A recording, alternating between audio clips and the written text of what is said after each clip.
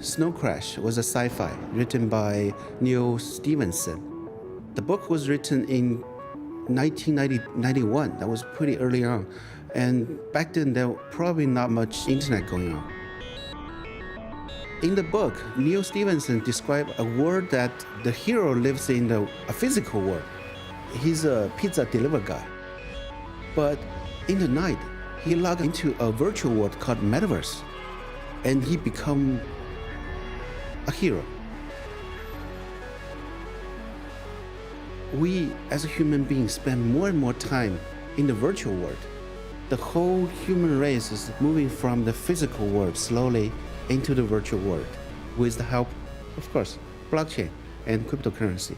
This is something that you probably cannot stop. In 2018, the word blockchain became synonymous with technological progress. If the promises of its pioneers are fulfilled, this new technology will transform every aspect of our lives, from the money we use, to the food we eat, to the way we govern ourselves. For the first time in history, the trust required for human interaction might be replaced by the code of a machine.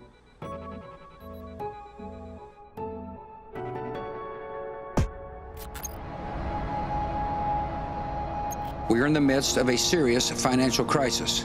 Major financial institutions have teetered on the edge of collapse, and some have failed. In the Asia market, Asian investors remain cautious today, with many waiting for fresh news on a U.S. government-proposed $700 billion bailout for the ailing financial sector. Over 60 people were arrested in New York this morning during demonstrations marking the one-year anniversary of the Occupy Wall Street movement. It was in the aftermath of this economic crisis that on October 31st, 2008, a link to a technical paper appeared on an obscure online mailing list. The paper proposed a radical new form of electronic money. It was to be called Bitcoin, and it would be distributed over a decentralized network. Its creator was a mysterious figure who went by the name of Satoshi Nakamoto. Satoshi Nakamoto is the guy that invented Bitcoin.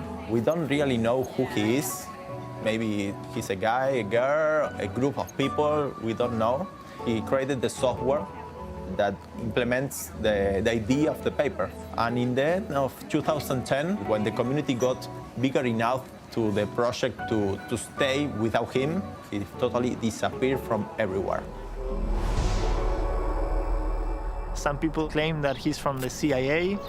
Some other crazy people say he's from the Illuminati. Some other people say it's like aliens technology, or it's the artificial intelligence from the future, who knows? But because it's amazing how one human being can come up with such a brilliant idea.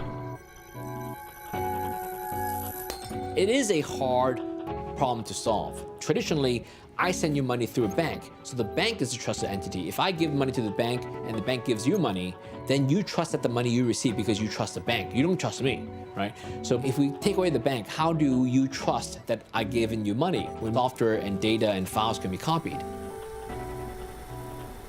A digital cash electronic system, a way to transfer value through the internet that doesn't have a government or an enterprise or a foundation controlling this technology.